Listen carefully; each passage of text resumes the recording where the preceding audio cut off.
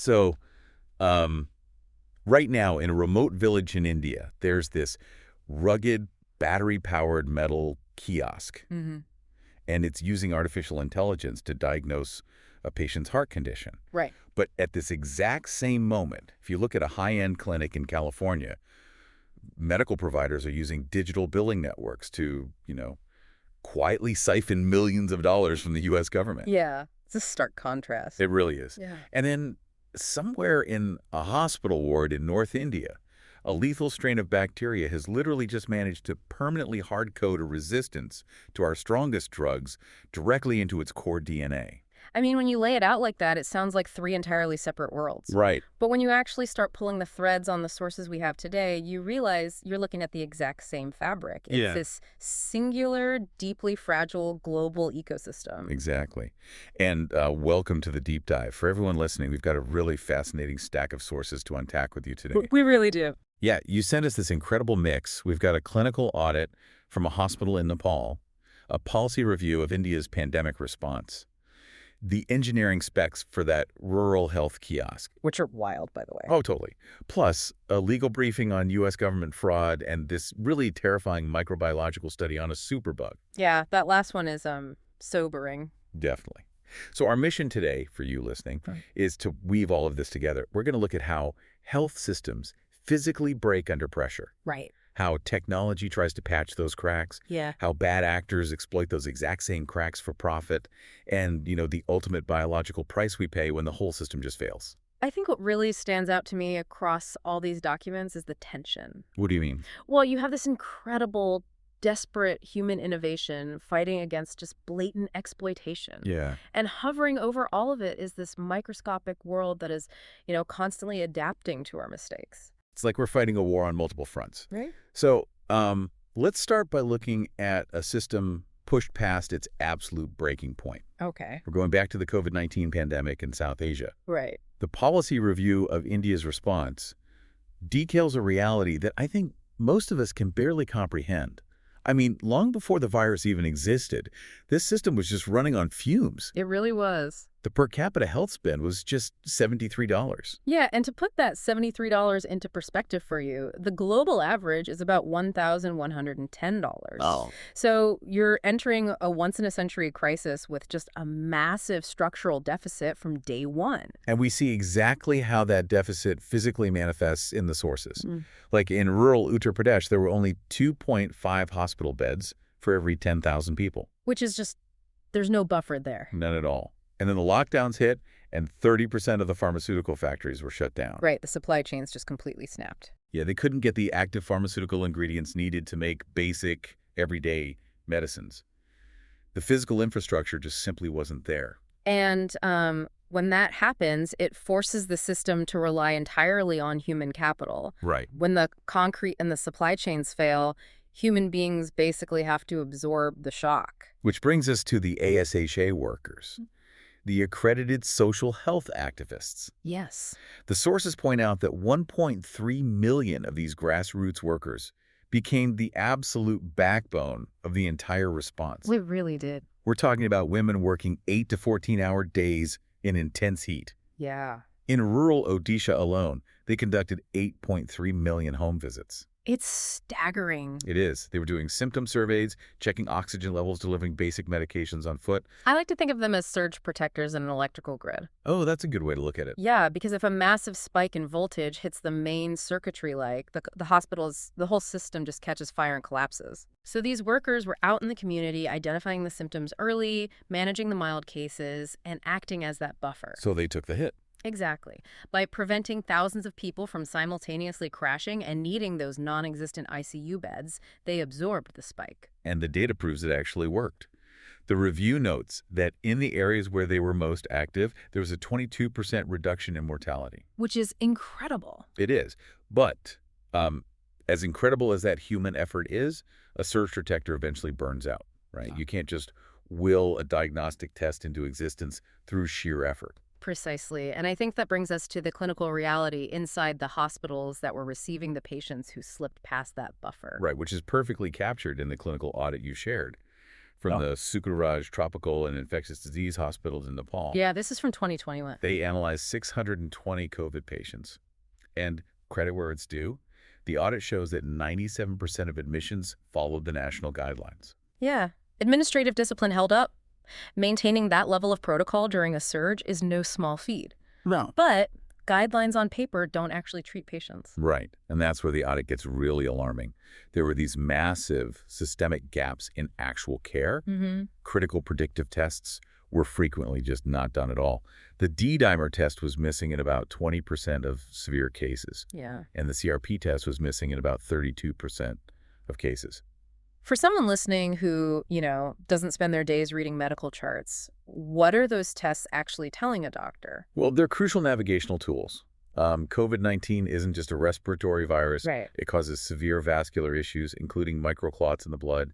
So the D-dimer test measures a protein fragment that your body makes when a blood clot dissolves. Okay, so it shows if clotting is happening. Exactly. High levels tell the doctor, hey, this patient is clotting internally. We need blood thinners right now. Got it. And what about the CRP test? CRP stands for C-reactive protein. It basically measures systemic inflammation. It tells the doctor if the patient's immune system is just going into overdrive like a cytokine storm. So without these tests, the doctors are essentially flying blind. Completely blind. They don't know who is about to throw a blood clot or whose immune system is attacking their own organs. Right. And to make it worse, the audit showed that remdesivir, a key antiviral medication, was only given to 22% of eligible patients. Yeah, simply because the hospital supply chain had dried up. Which I guess sets the stage for the most troubling statistic in that entire audit. The antibiotic. Yes, 70% of these patients were given antibiotics. Yeah. Now, I read that and immediately hit the brakes. COVID-19 is a viral infection. Antibiotics do absolutely nothing against a virus. Nothing at all. And according to the audit, only about 35% of these patients were even tested for bacterial cultures. And of those, only a quarter actually came back positive. So I find myself wondering, is this just a massive failure of medical protocol? Right. Like, are these doctors just being negligent by handing out antibiotics like candy? Yeah. To me, it feels like building a bridge for bicycles and suddenly forcing it to carry a fleet of freight trains. Everything just buckles. I get why you'd see it that way. It looks totally negligent on a spreadsheet. Yeah. But if you put yourself in the shoes of a doctor on that ward, it is textbook battlefield triage. How so? Well, you have a patient whose lungs are failing. You don't have the CRP tests to gauge inflammation. Right. You don't have the antivirals to fight the virus itself. Okay. But you know that viral infections often severely weaken the immune system, leaving the door wide open for a secondary bacterial pneumonia to swoop in and kill the patient. Oh, wow. So they're prescribing out of sheer desperation. Exactly. You can't test for the bacterial infection, so you use the only tool you have left. Antibiotics. Yeah. Antibiotics are the ultimate blunt instrument. You throw them at the patient, hoping to preemptively kill any bacteria that might be taking advantage of the COVID infection. Just trying to keep them alive today. Right. It's a desperate attempt to save a life today. But, as we're going to see a bit later, relying on that blunt instrument sets off a biological chain reaction that is incredibly dangerous. Okay, so if human surge protectors burn out and physical hospitals are crippled by supply chain failures, how do you even fix it? Well, that's the big question. Because you can't just build 1,000 new hospitals and train 10,000 new doctors in the middle of a crisis. No, you can't. So you digitize. Right. You look for ways to scale healthcare access without having to scale physical bricks and mortar. And that leads us to the digital infrastructure push we see in the sources from India. The scale is just staggering. It really is. They used a digital platform called CoWIN to facilitate 1.6 billion vaccine doses. Yeah. And incredibly, 73% of those sessions happened in rural areas. Which is a massive logistical achievement. Definitely. And then they launched the Ayushman Bharat digital mission, which generated 73 crore, that's 730 million unique health IDs. And creating a health ID isn't just about giving someone a number. It's really about interoperability. What do you mean by that? Historically, a rural patient's medical history was written in a paper ledger at a local clinic. Right, in a filing cabinet somewhere. Exactly. So if they traveled to a city hospital, their medical history didn't travel with them. Ah, I see. A unified digital ID means a specialist hundreds of miles away can instantly access that patient's blood type, their allergies, their previous treatments. It attempts to create a national digital nervous system. Exactly. But a digital nervous system still needs a way to physically interact with a patient's body. Right. And that's where the hardware innovation comes in. The sources mention these iLab diagnostic vans operating in Mizoram and Assam. Yeah, those are really cool. They actually managed to cut testing turnaround times from 72 hours down to just 6 hours. Which saves lives. Absolutely. But the piece of tech that really grabbed my attention was the Clinics on Cloud Health Kiosk. Oh, yeah. It's a fascinating attempt to decentralize diagnostics. I looked at the specs for this thing, and it basically feels like a healthcare ATM. That's a great way to describe it. Right. The idea is you can drop this rugged, metal-bodied kiosk in a village miles away from a paved road. It has an internal battery that can run completely off the grid for 3 to 4 days. And in less than 15 minutes, it can measure over 60 health parameters. We're talking ECGs, lipid profiles, infectious disease markers. Which, by the way, requires incredibly sophisticated point-of-care dry chemistry. Really? Oh, yeah, and advanced sensor arrays to pull off outside of a traditional sterile laboratory. That's wild.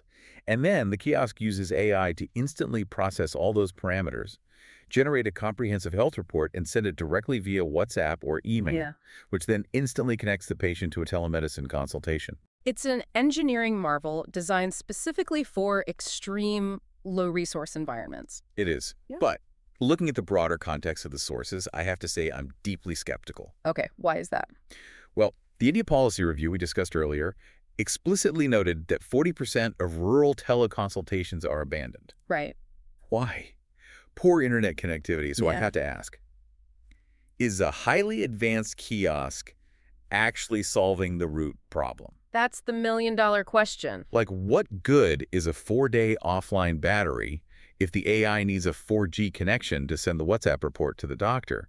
Are we just slapping a shiny high-tech Band-Aid over a gaping infrastructure wound? That is the critical flaw in tech solutionism. You're spot on. Technology is only as effective as the surrounding ecosystem. Right. If the kiosk sensors detect a severe cardiac arrhythmia, but the consultation drops because the local cell tower is overwhelmed, the diagnosis is essentially useless. Furthermore, if a telemedicine doctor successfully connects and prescribes a medication, but there's no physical supply chain to deliver that drug to the village, the loop is broken. Yeah. The kiosk is a bridge that gets you halfway across the river.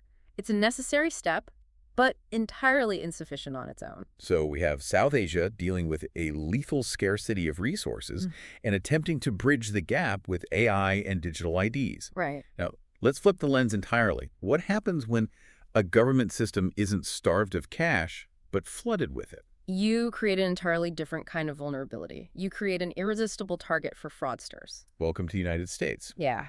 Our source here is the 2022 Mid-Year False Claims Act, update from the law firm Gibson Dunn. Just in the first 6 months of 2022, the Department of Justice brought in $500 million in False Claims Act resolutions. And for context for the listener, the False Claims Act, or FCA, is the U.S. government's primary civil weapon against fraud. It's historically used to police massive programs like Medicare and Medicaid. And when the pandemic hit and the government injected trillions of dollars into the economy, opportunists just had a field day. They really did. We're looking at cases where a Virginia company simply fabricated documents to fraudulently obtain Paycheck Protection Program loans. Unbelievable. We see a medical provider network caught billing the government for completely unnecessary telehealth visits. Yeah.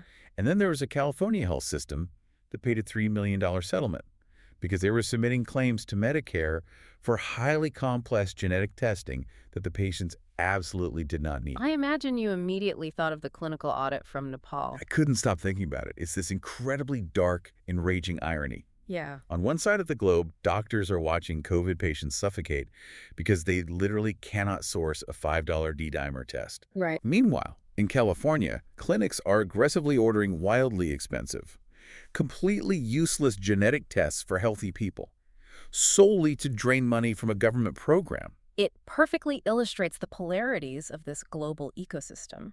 Systemic failure in Nepal looks like death by scarcity. Yeah. Systemic failure in the U.S. looks like theft by abundance. Wow. That's incredibly well put. And The nature of that theft is evolving fast. The DOJ update details a new priority called the Cyber Fraud Initiative. Right. They went after a medical provider in Florida and fined them $930,000. But they weren't fined for faking a surgery or billing for a phantom patient. Mm. They were fined for failing to adequately secure their patients' electronic medical records from hackers. Because in a digitized healthcare system, data is as valuable as the treatments themselves. Exactly. Now, to catch all this fraud, the U.S. government relies heavily on a provision in the False Claims Act known as CRE-TAM. This allows private citizens whistleblowers to sue the fraudsters on behalf of the government. And if they win, the whistleblower gets a massive cut of the settlement. Yeah, it's a huge incentive. The source cites a pharmaceutical kickback case where 2 whistleblowers walked away with nearly $30 million. A life-changing amount of money. To say the least. And states are getting even more aggressive. Colorado just passed their own False Claims Act, which mandates double damages even if the defendant cooperates, as long as the case is under seal. Wow. Yeah. The Supreme Court is even stepping in with the Polanski case to determine how much power the DOJ has to dismiss these whistleblower lawsuits if the government doesn't want to pursue them. Right. But I look at that $30 million payout, and I have to wonder, doesn't this create a mercenary justice system? Are we basically just paying bounty hunters to police our hospitals? We are absolutely paying bounty hunters because the economics of compliance demand it. What do you mean? The U.S. government is tacitly acknowledging a hard truth. It does not have the manpower to audit a multi-trillion-dollar, highly decentralized healthcare system. Right, that's too big. Exactly. There simply aren't enough federal agents to check every billing code. By offering massive financial incentives to private citizens, you turn every nurse, every billing clerk, and every IT administrator into a potential government watchdog. Oh, I see. The mercenary aspect is precisely what makes the threat of exposure omnipresent. So it's basically the only burglar alarm loud enough to actually work. Exactly. But the most vital insight here connects directly back to those health kiosks and digital IDs in India. How so? The DOJ's cyber fraud initiative is a warning shot. As we push 730 million health IDs into the cloud, as we rely on algorithms to beam diagnostics over WhatsApp, the line between medical fraud and data security vanishes. Right. An unsecured server is no longer just an IT problem, it's a critical healthcare failure being prosecuted with the exact same ferocity as medical malpractice. Okay, so we've seen the physical desperation in Nepal, the digital solutions in India, and the sheer greed in the U.S. Yeah. Now, we arrive at the final source, and I'll be honest, this microbiological study is the part of the deep dive that kept me awake. I don't blame you. This is where the bill for all our systemic failures comes due. The study from the Sanjay Gandhi Postgraduate Institute of Medical Sciences, it is a sobering read. Seriously, they examined 200 clinical isolates of a bacteria called Klebsiella pneumonia. Right. Out of those 200, they found 21 that were highly resistant to a drug called colistin. And for anyone unfamiliar with pharmacology, colistin is a very old, highly toxic antibiotic. Toxic how? Well, it can cause severe damage to a patient's kidneys. Doctors absolutely despise prescribing it. It is kept locked away as the absolute drug of last resort. Okay. When a doctor reaches for colistin, it means every other modern antibiotic has already failed. And 21 of these bacteria strains just laughed it off. Yeah. But it actually gets worse. Within those resistant samples, researchers found 4 isolates carrying something called the MERD1 gene. Right. Now, science has known about the MERD1 gene for a while. It's basically the code that gives bacteria the ability to defeat colistin. Usually this gene floats around inside the bacteria on a loose piece of genetic material called a plasmid. Which is concerning, sure, but the mechanism is somewhat manageable. Right. But the researchers made a terrifying discovery. In these 4 clinical isolates, the MERD1 gene wasn't floating around on a plasmid, it was chromosomal. Yeah. It had physically integrated into the bacteria's core DNA. Let me try to put this into an analogy. Let's hear it. If a bacterium is a computer, a plasmid is like a USB thumb drive. Okay. The bacteria can plug the drive in, use the resistance code to survive an antibiotic attack, and even pass that thumb drive to another bacteria nearby. Yeah. It's dangerous, but it's external. And carrying that USB drive takes energy. There's a metabolic cost to the bacteria. Well, If the antibiotics go away, the bacteria will often just eject the plasmid to save energy and it loses the resistance. Exactly. But chromosomal integration. That means the resistance code has been downloaded off the thumb drive, and written directly into the computer's hard drive. Yeah. It is now hard-coded into the master operating system. The analogy holds perfectly. It is a permanent genetic upgrade. Wow. It will be inherited by every generation of that bacteria moving forward. It's no longer a temporary defense mechanism. It is the new biological baseline. That is terrifying. But the study did note one small sliver of hope. Right. While this chromosomal strain is highly resistant to major drug classes like carbapenems and cephalosporins, it thankfully remains susceptible to one specific antibiotic, cyclin. Yes. So I look at that and wonder, are we really facing a biological doomsday? Or is modern medicine just playing a very expensive, high-stakes game of pharmacological whack-a-mole? Like if one drug fails, we just hit it with the next one. Okay. It is absolutely systemic whack-a-mole.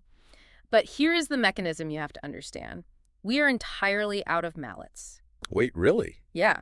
Developing a genuinely novel class of antibiotics takes decades of research and billions of dollars in funding. Okay. And because antibiotics are meant to be taken for a few days rather than for the rest of a patient's life, like, say, a cholesterol drug, the pharmaceutical industry sees very little return on investment. So they just don't bother. We haven't discovered a truly new class of antibiotics in decades. So we're basically fighting a 21st century chromosomal mutation with mid-20th century weapons. Exactly. And this brings us full circle directly back to the clinical audit in Nepal. Oh, right. Remember the 70% of COVID patients receiving antibiotics without confirmed bacterial infection? The battlefield triage. Yes. When a global health system is starved of resources, when doctors lack the diagnostic tools that those rural kiosks are trying to provide, they are forced to guess. Right. They overprescribe broad-spectrum antibiotics out of pure desperation. But when you flood a population with antibiotics, you create a massive evolutionary pressure cooker for the bacteria. You force them to adapt rapidly. You force them to take temporary defenses like the Malara-1 plasmid and hard-code them into their chromosomes just to survive. It's a closed loop of systemic failure. Precisely. Okay. A lack of infrastructure leads to blind prescribing. Blind prescribing creates chromosomal superbugs. Yeah. And treating those superbugs requires an incredibly expensive, highly advanced medical infrastructure that the system didn't have in the first place. Wow. So what does this all mean for you navigating this world today? Why should you care about a battery-powered kiosk in rural India, or a billing fraud settlement in California, or an audit from Nepal? That's a fair question. We've journeyed through the hidden plumbing of global healthcare today. We've seen how physical infrastructure collapses under the weight of a crisis, demanding impossible sacrifices from frontline workers. Right. We've explored the attempt to build digital bridges with AI diagnostics and massive health databases, while acknowledging they are, useless without physical supply chains. Yeah. We've watched opportunistic clinics use the chaos to steal millions, forcing a government to rely on highly paid whistleblowers to police the system. And finally, we've seen how our collective failures are literally being recorded into the DNA of the bacteria around us. It's all connected. You need to care, because this ecosystem is entirely interconnected. A chromosomal mutation forged in a hospital in North India, fueled by a broken supply chain and desperate prescribing, is just one commercial flight away from a cutting-edge hospital in California. Absolutely. A hospital whose servers might currently be compromised by a cyber fraudster. Disease, digital data, and fraud just do not care about international borders. And if we synthesize all of these sources looking toward the horizon, we're left with a very profound provocation. Well, as our global health infrastructure digitizes entirely, as we become wholly dependent on AI kiosks, unified health IDs, and automated diagnostic algorithms, will the next global pandemic even be fought by human doctors? Oh, wow. Or will it be managed entirely by algorithms dictating care? And perhaps a more chilling thought. Well, Will the next massive multi-billion-dollar healthcare fraud be perpetrated by a human or by an AI that has learned to quietly manipulate those very same diagnostic algorithms without a human auditor ever noticing? now that is a thought that will stick with you long after you take your headphones off. The line between treating a patient and exploiting a system is getting thinner, and increasingly, it is written in code. Thank you for joining us as we unpack this incredible stack of sources. Stay curious, stay informed, and we'll catch you on the next Deep Dive.